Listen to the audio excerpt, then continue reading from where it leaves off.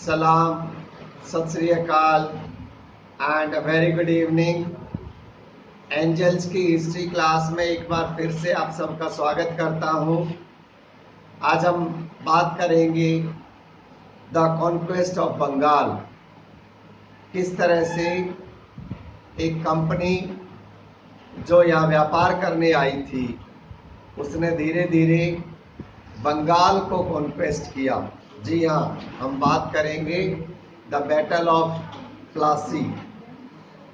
देखिए 1615 याद कीजिए, पहली बार सर थॉमस रे जहांगीर के कोर्ट में आए और उन्होंने सूरत में फैक्ट्री बनाने की परमिशन ले ली। इसके बाद 1651 बंगाल में हुगली नदी के किनारे इन्होंने बंगाल में पहली फैक्ट्री लगाई। हुगली नदी के किनारे ये पहली फैक्ट्री थी। इसके बाद देखिए एक बार 1696 में औरंगजेब ने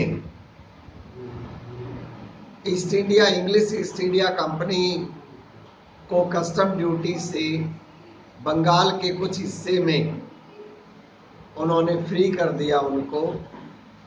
लेकिन 1717 में तो फारूक सियार ने पूरा बंगाल, बिहार, पूरा डेक्कन और पूरा का पूरा जो सदर्न एरिया था उसमें पूरे में देखिए एक रास्ता यहाँ से बनता था अंग्रेजों के लिए।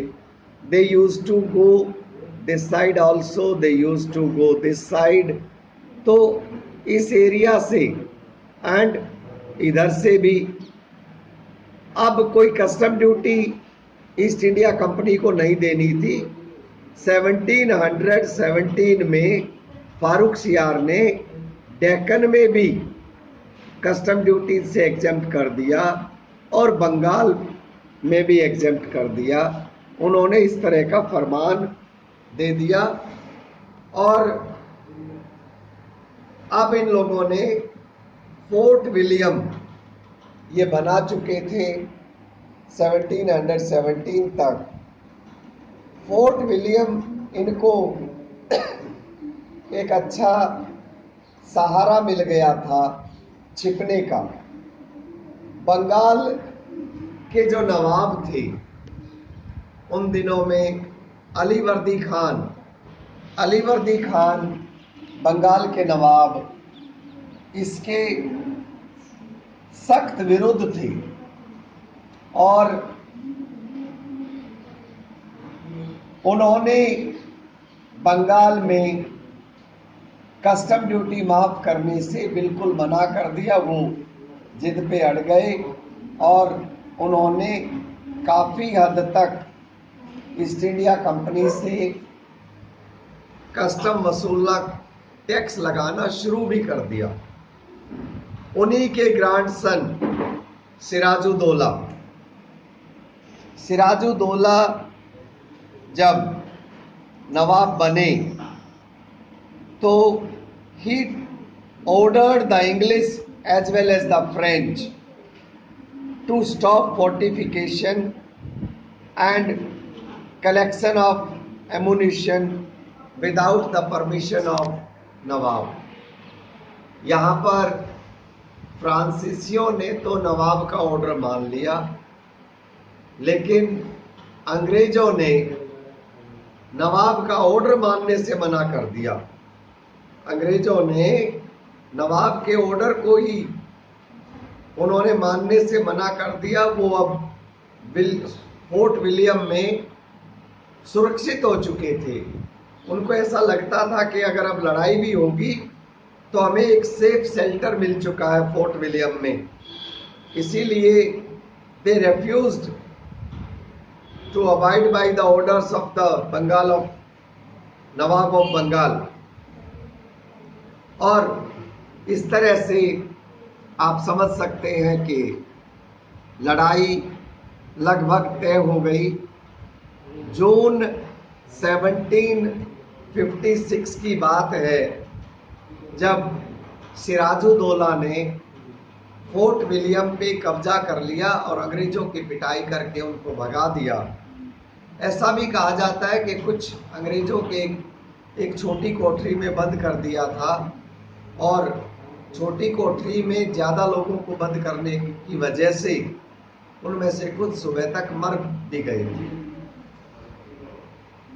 हाउएवर अंग्रेज उस समय तो फोर्ट विलियम छोड़ गए, लेकिन they were waiting for reinforcement to arrive from Madras. Madras से अब उनको लगा कि रॉबर्ट क्लाइव और चार्ल्स विलियम यहाँ जब सेना लेकर पहुंचेंगे तो फिर लड़ाई करेंगे। तो they were waiting for Robert Clive and Charles William to come. इस तरह से मैड्रास से जब तक ये रीइंफोर्समेंट आई तब तक युद्ध नहीं हुआ। लेकिन केवल रीइंफोर्समेंट नहीं, रॉबर्ट क्लाइव बहुत चालाक आदमी था। उसने मीर जाफर, जो कि सिराजुद्दौला के सेनापति थे, उनसे बात कर ली और ये सौदा कर लिया कि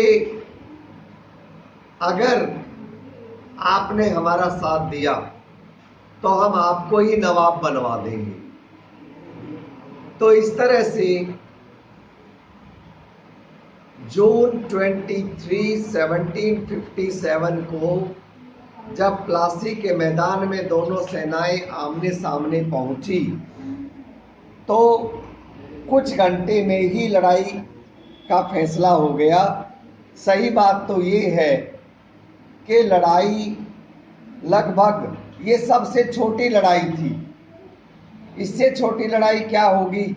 जैसे ही सैनिक वहां पर आए, फैसला तो पहले ही हो चुका था, क्योंकि उनको सबको बता दिया गया था सेनापति के द्वारा कि आपको गोली नहीं चलानी, और अगर चलानी भी पड़े तो अपनी ही सेना पर चलानी है।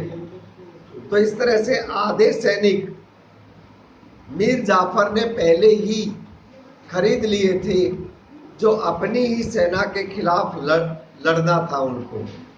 तो इस तरह से लड़ाई हुई नहीं और सिराजुद्दौला को बहुत बड़ा झटका लगा इस अपने ही सेनापति के द्वारा जो धोखा मिला। इस तरह से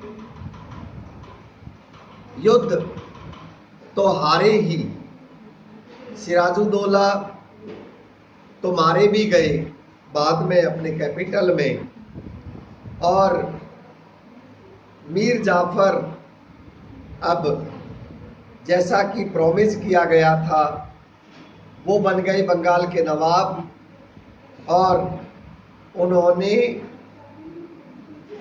2,34,000 पाउंड तुरंत दिए और उसके अलावा 30,000 पाउंड पर ईयर देने का वादा किया। इतना सारा उन्होंने रॉबर्ट क्लाइव को दिया, तो रॉबर्ट क्लाइव का कद कितना वहां से बढ़ गया आप खुद समझ सकते हैं। और नए फोर्ट विलियम की परमिशन मिल गई कंस्ट्रक्ट करने की।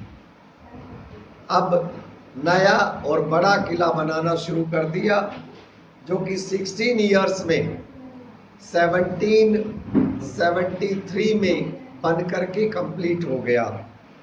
इस तरह से प्लासी का ये जो युद्ध था, this was the turning point in Indian history. यहाँ से शुरुआत होती है a company that came for trading was now grabbing territory. इसके बाद 1764 में तो अभी तो इनके पास इतना सा ही एरिया था, इतना, लेकिन 1764 में ये एरिया भी जीत लिया, तो फिर बहुत बड़ा एरिया इनके पास हो गया। हम बात करेंगे 1764 की, यानी कि बैटल ऑफ बक्सर की बात करेंगे इन द नेक्स्ट वीडियो।